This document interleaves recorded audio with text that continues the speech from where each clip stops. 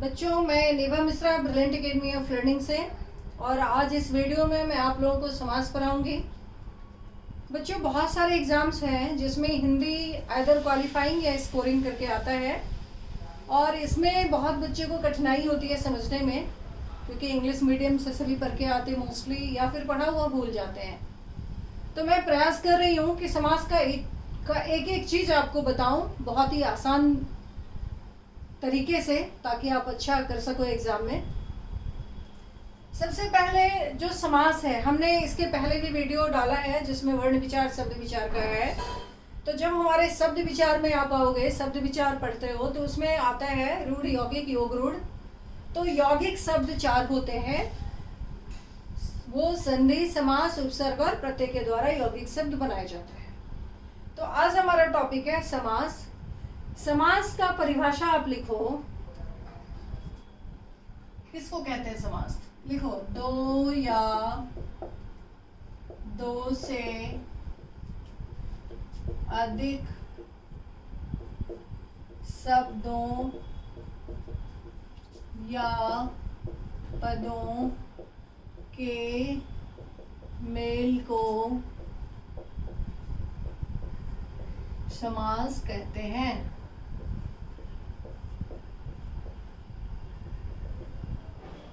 इसमें क्या होगा?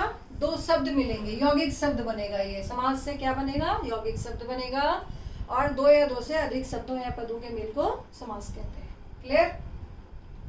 अब इसका उदाहरण लिखो। जैसे आप एग्जाम्पल्स में ले सकते हो। उदाहरण है इसका, आप लिखते हो त्रिफला, यथाशक्ति,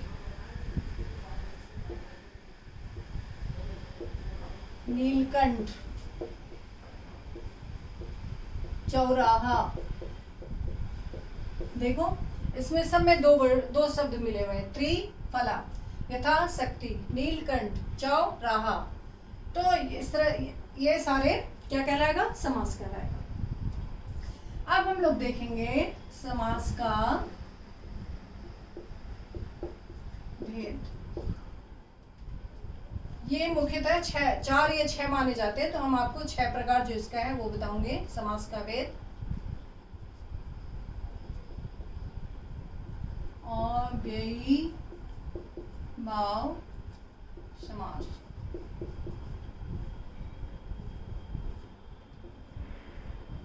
तत्पुरुष समास,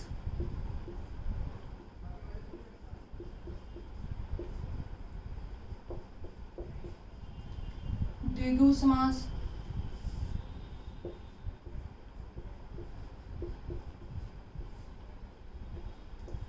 द्वंद्व समास,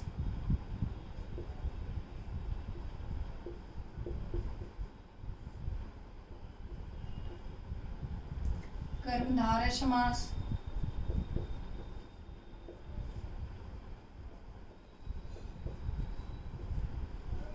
और अगला है बहुव्रीहि।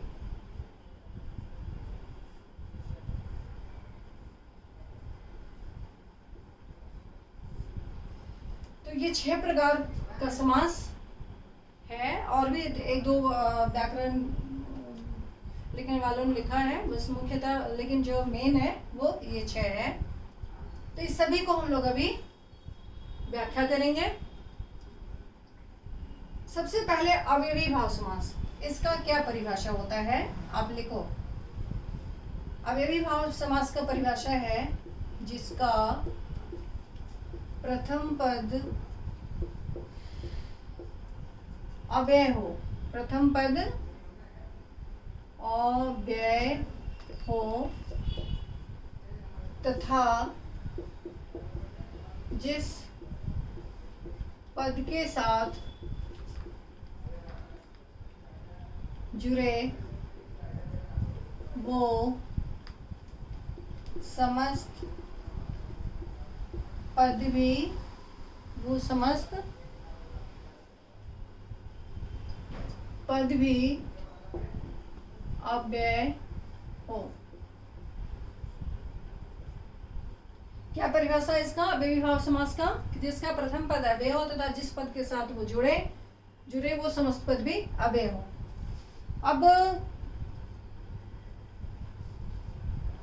अब इसका उदाहरण देखो। अब सबसे पहले इसमें है आपको जानना है कि अव्यय क्या है। अव्यय होता है ऐसा शब्द जिसके लिंग वचन कारक में आप कोई परिवर्तन नहीं कर सकते, वो एज इट इज रहता है हर जगह, कहीं भी उसमें कोई परिवर्तन नहीं होगा। और अव्ययी भाव समास यानी अव्यय पद जो है वो जिस पद के साथ मिलेगा तो समस्त पद, वो जो पूरा पद होगा वो भी अव्यय हो जाएगा, उसके भी लिंग वचन कारक में आप कहीं कोई परिवर्तन नहीं कर सकते हो, वो एज इट इज लिखा जाएगा, वैसा ही वो लिखा पढ़ा जाएगा। अब कुछ अव्यय पद को आप देखो, अव्यय पद क्या होता है, कैसे कैसे ये बनता है, उसके बाद हम आपको एग्जाम्पल बताएंगे। जैसे यथा, दूसरा अनु, ये सब अव्यय पद है। प्रति, आ,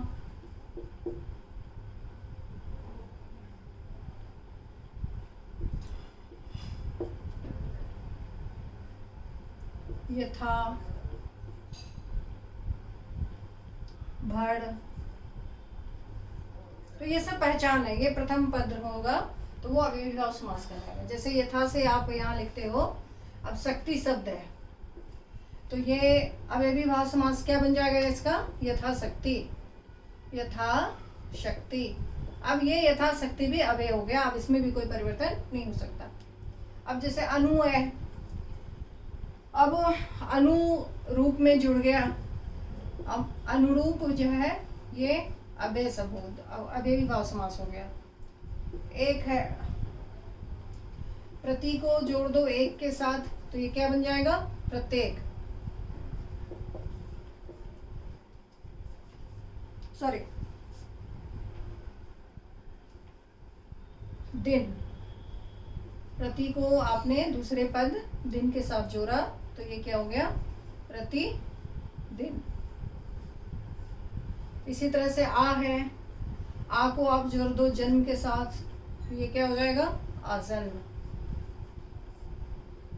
फिर प्रति है, अब अगले प्रति से आप वर्ष, यहाँ वर्ष लिखो तो ये क्या हो जाएगा, प्रतिवर्ष, ये भी अव्ययी भाव समास हो गया। यथा है, यथा से और भी आप बना सकते हो, जैसे यहाँ पे शीघ्र लिख दो तो ये क्या बना, यथा शीघ्र। अब ये भर है, अब इसमें पेट लगा दो दूसरा पद तो ये क्या हो जाएगा, भरपेट। समझ गए सभी कोई। अव्ययी भाव समास का उदाहरण और उसका जो परिभाषा और उदाहरण दोनों ही समझ गए होंगे आप लोग। नोट डाउन कर लो, लिख लो, मैं फिर आगे बताऊंगी आप लोगों को तत्पुरुष समास। क्यों मिटा दिया, क्यों बंद कर दिया, अच्छा ठीक है।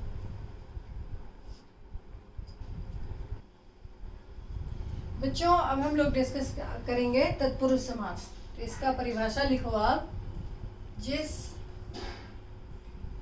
समास को विग्रह करने पर कारक के प्रथम चिन्ह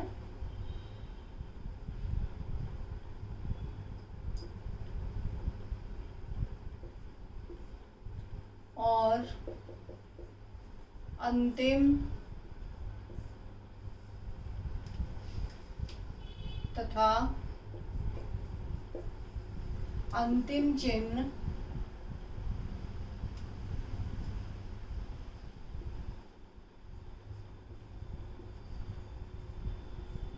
को छोड़कर बाकी 6 चिन्ह का प्रयोग होता है और जिस कारक के जिस चिन्ह का प्रयोग होता है वह तत्पुरुष कहलाता है।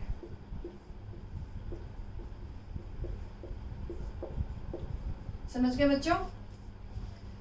अब इसका उदाहरण देखो। सबसे पहले कर्म तत्पुरुष। हमने बताया आपको कि कारक के 8 चिन्ह आप लोग को याद होगा, बचपन में पढ़ा होगा आपने। कर्ता ने कर्म को करण से संप्रदान के लिए, अपादान से अलग होने के लिए, संबंध काके की, अधिकरण में पर, संबोधन है अरे अजी।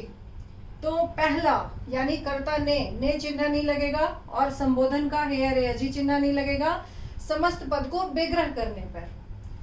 और बाकी जो बीच का 6 है तो विग्रह करने पे जो चिन्ह का प्रयोग होगा वो तत्पुरुष कहलाएगा। तो सबसे पहले हम लोग यहाँ पे कर्म तत्पुरुष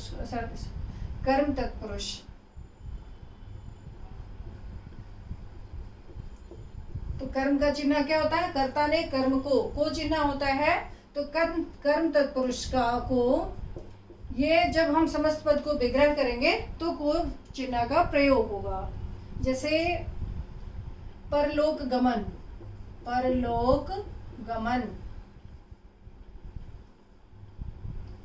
तो इसको विग्रह करने पे क्या आएगा?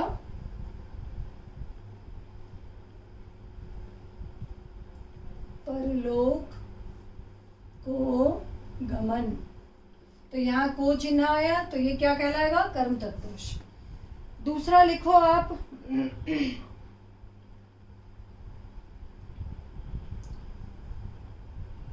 दूसरा है वनगमन, स्वर्ग प्राप्त। दूसरा है स्वर्ग प्राप्त।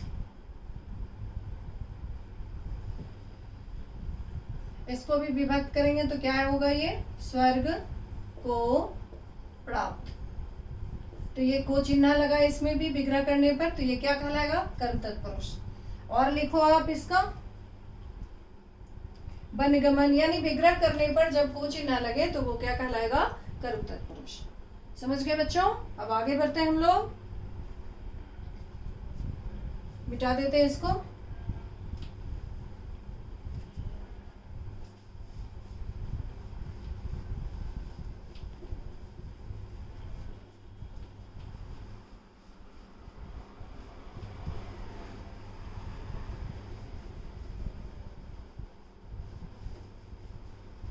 अभी किसको हम लोग डिस्कस कर रहे हैं? तत्पुरुष समास को।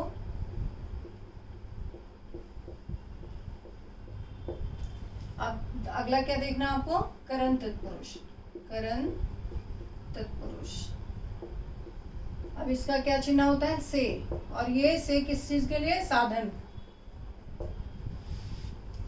इसका परिभाषा लिखो कि जब विभक्त करने पर से चिन्ह का प्रयोग हो तो वो करण तत्पुरुष कहलाएगा। उदाहरण देखो आप इसका, जिसमें करण के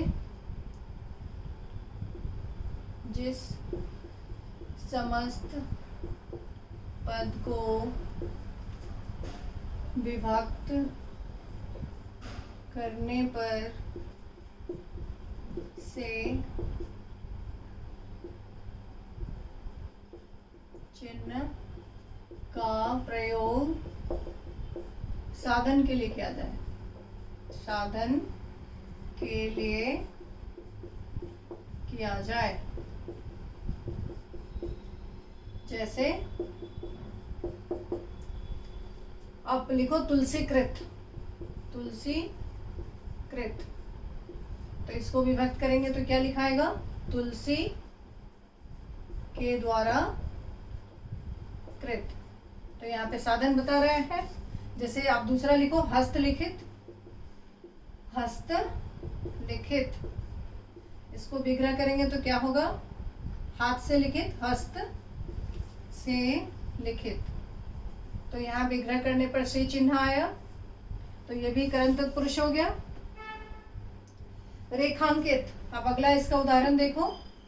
रेखांकित, इसको भी विग्रह करेंगे तो क्या होगा? रेखा से अंकित।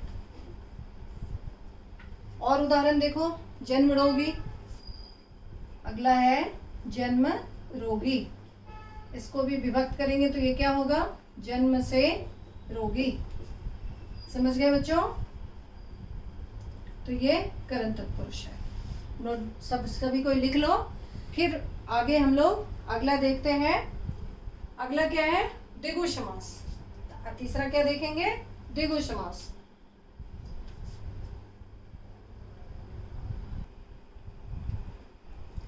अब अगला है, सॉरी गलती से मैंने कह दिया था कि द्विगु, अभी तो तत्पुरुष समास में हमने दो ही बताया है, कर्ता सॉरी कर्म तत्पुरुष, करण तत्पुरुष। अब अगला है संप्रदान तत्पुरुष। संप्रदान तत्पुरुष का चिन्ह होता है के लिए। इसका परिभाषा लिखो आप, जिस समस्त पद को विग्रह करने पर के लिए चिन्ह का प्रयोग हो वह संप्रदान तत्पुरुष कहलाता है।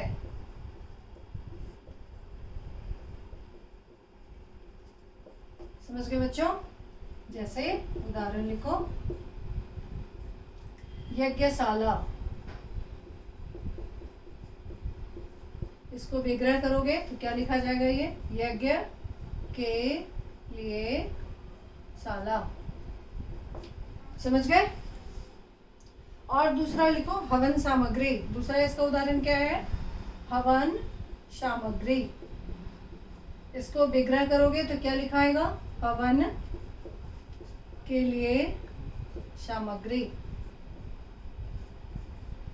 और भी उदाहरण लिखो इसको, गुरु दक्षिणा, गुरु दक्षिणा, गुरु के लिए दक्षिणा, गुरु के लिए दक्षिणा। अगला है जेब घड़ी।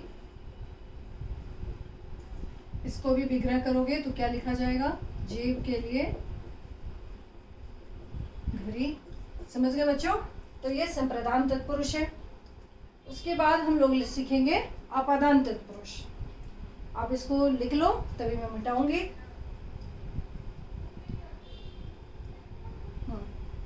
स्टॉप कर दो, मिटाएंगे।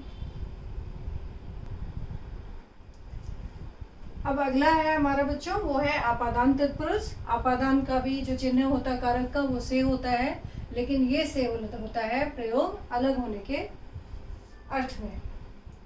तो इसका परिभाषा लिखो, जिस समस्त पद को विग्रह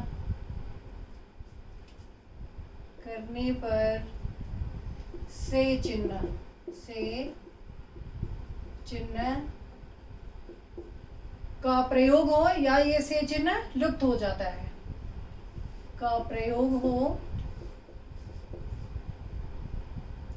अलग होने के लिए, अलग होने के लिए, तो वो आपादान तत्पुरुष कहलाता है। जैसे आप लिखते हो रोग मुक्त, रोग मुक्त, तो इसको विभक्त करोगे तो क्या होगा, ये रोग से मुक्त। ठीक है? अगला आप लिखो धनहीन, धनहीन, तो इसको क्या होगा, धन से हीन। और भी लिखो आप पदच्युत,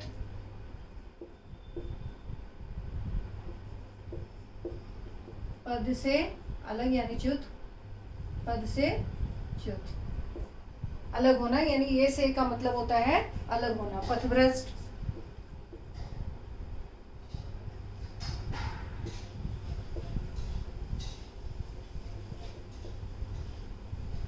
पथ से भ्रष्ट। तो ये आपादान तत्पुरुष है। अब हम लोग देखेंगे संबंध तत्पुरुष को।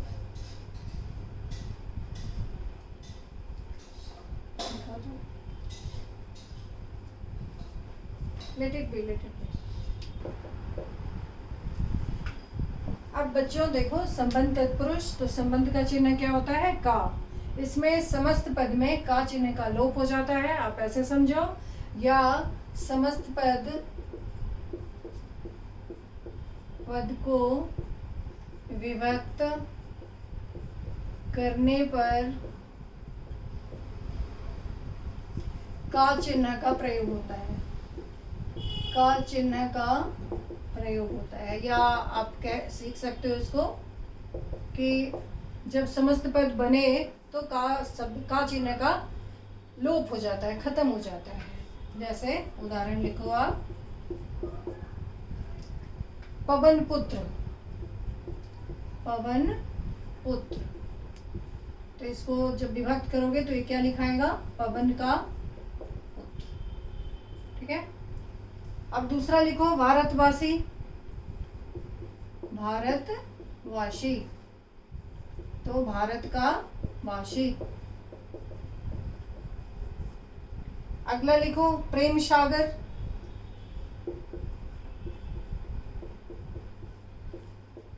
ये क्या लिखा जाएगा? प्रेम का सागर। और भी उदाहरण लिखो आप, सेनापति, सेनापति, विभक्त करेंगे, सेना का पति। राजपुत्र, राजा का पुत्र।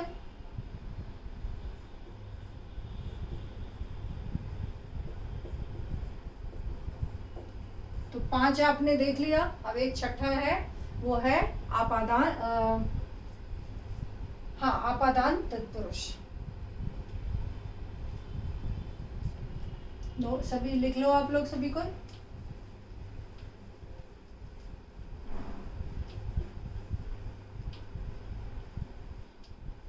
अब क्या सीखना आपको? आपादान तत्पुरुष।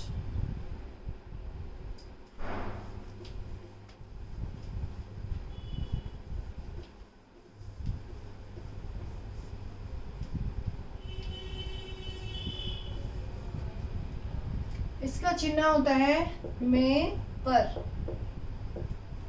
इसका परिभाषा लिखो, जिस समस्त पद को विग्रह करने पर में या पर चिन्ह का प्रयोग हो। जैसे आप बीती, आप बीती, इसको विग्रह करोगे तो क्या लिखेंगे? आप पर बीती। अगला है घुड़सवार, इसको विग्रह करोगे तो क्या लिखोगे?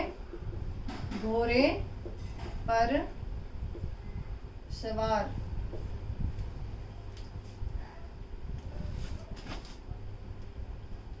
शरणागत, शरणागत, इसको विग्रह करोगे तो क्या लिखोगे? शरण में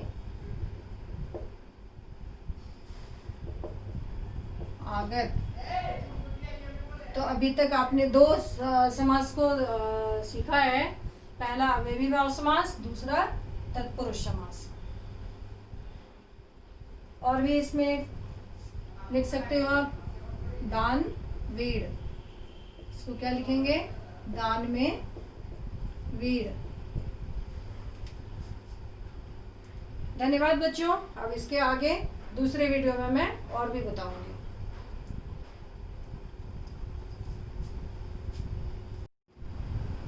बच्चों अब हम लोग देखेंगे समास का द्विगु समास। ये जो द्विगु समास होता है,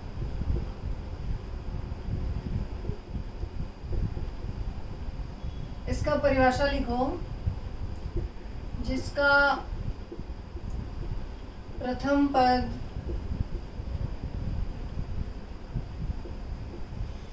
संख्यावाचक हो, संख्यावाचक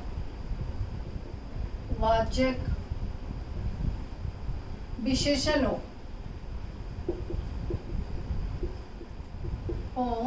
तथा उत्तर पद जो हो विशेष्य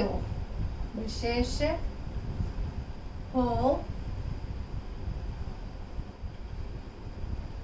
और जब समस्त पद बनेगा, समस्त पद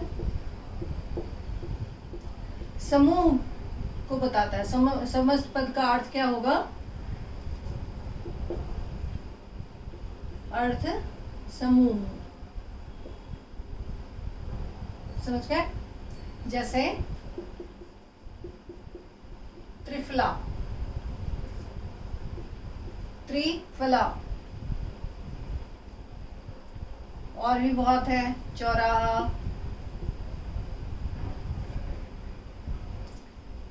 सप्त सिंधु,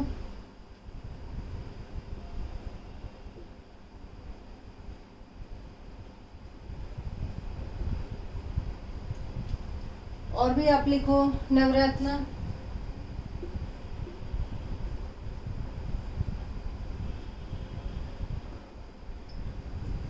पंचतंत्र, त्रिभुज। तो देखा आपने, प्रथम पद क्या है? संख्यावाचक है सभी में, और जो उत्तर पद है और विशेषण विशेष्य का भी संबंध है इसमें, और समूह को बताता है, यानी त्रिभुज में 3 भुजा, पंचतंत्र में 5 तंत्र, नवरत्न में 9 रत्न, इसी तरह से। ठीक है बच्चों, अब हम लोग डिस्कस करेंगे द्वंद्व समास को। अब अगला क्या है? द्वंद्व समास।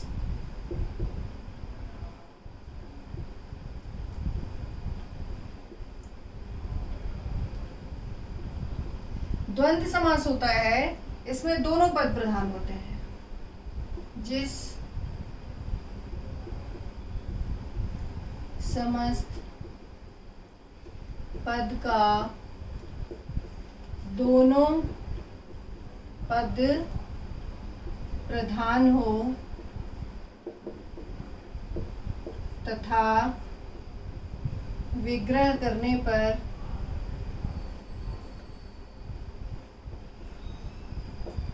और का प्रयोग होता है, और का प्रयोग हो। जैसे माता पिता, माता पिता, हाइफन से जुड़ा रहता है ये, हाइफन। भाई बहन, इसको विग्रह करोगे तो क्या होगा? भाई और बहन, पति और पत्नी, पति पत्नी, तो पति और पत्नी लिखेंगे इसको। लोभ मोह, लोभ मोह। समझ गए बच्चों? तो अभी तक हम लोगों ने 4 समास को डिस्कस किया, आपने सीखा है 4 समास अभी तक। अब 5वां समास, आप सभी इसको लिख लो।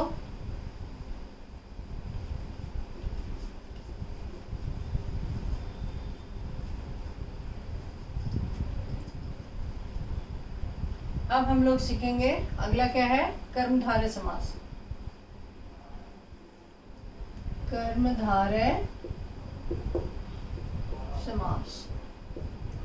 कर्मधारय समास जो होता है, इसमें विशेषण और विशेष्य का संबंध होता है। विशेष्य का संबंध होता है, और दूसरा इसमें क्या होता है?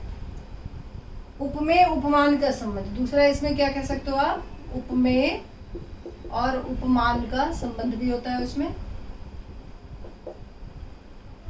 संबंध होता है दोनों पदों में।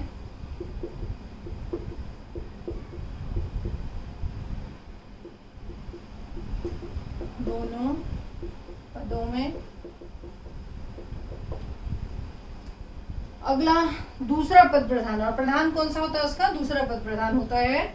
जैसे उदाहरण देखो आप, नीलकंठ, तो नील विशेषण है, कंठ विशेष्य हो गया। और भी इसका आप उदाहरण देखो, श्वेतांबर, श्वेतांबर, अंबर कैसा, श्वेत। और भी देख सकते हो कृष्ण सर्प, कृष्ण सर्प, सर्प कैसा, कृष्ण, काला। और भी आप देख सकते हो अंधविश्वास, अंधविश्वास। और भी उदाहरण देखो आप, महाराजा। तो अभी तक समझ गए आप, कर्मधारय समास को भी विशेषण विशेषण का संबंध होता है। उपमेय उपमान भी कह सकते हो आप उसको। कंठ कैसा तो नीला, अंबर कैसा श्वेत, सर्प कैसा कृष्ण। तो ये कर्मधारय समास है। अब आगे हम लोग चलेंगे, वो है छठा बहुव्रीहि समास। बहुव्रीहि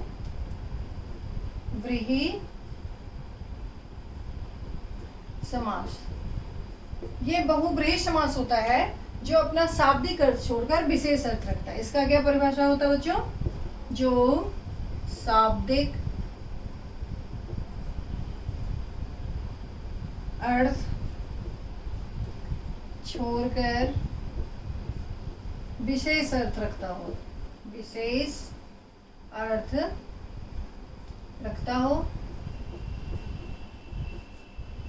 जैसे नीलकंठ, नीलकंठ अगर सिर्फ है तो ये कर्मधारय हुआ, लेकिन नीलकंठ का अर्थ जब शिव है तो ये बहुव्रीहि कहा जाएगा। इसी तरह से पीतांबर, पीला अंबर जब है तो ये कर्मधारय है, और जब विष्णु होगा तो ये बहुव्रीहि है। इसी तरह से दशानन, दशानन जो है ये द्विगु समास भी है, 10 है, पहला संख्यावाचक है विशेषण। और जब दशानन का अर्थ रावण तो ये बहुव्रीहि समास का भी उदाहरण होगा। कई बार एग्जाम में देखा हमने बच्चों कि इस तरह से कंफ्यूजन वाला दे देता है, जैसे नीलकंठ है वो कर्मधारय भी है और बहुव्रीहि भी होगा जब शिव अर्थ है उसका। दशानन है तो ये द्विगु भी होगा, कर्मधारय भी होगा और बहुव्रीहि भी होगा। तो ये पूरा समास हमने आपको एक एक करके परिभाषा और उदाहरण के साथ बता दिया है, और आप लोग इसको पढ़ो, सीखो, और अच्छा लगे तो शेयर जरूर करना। धन्यवाद।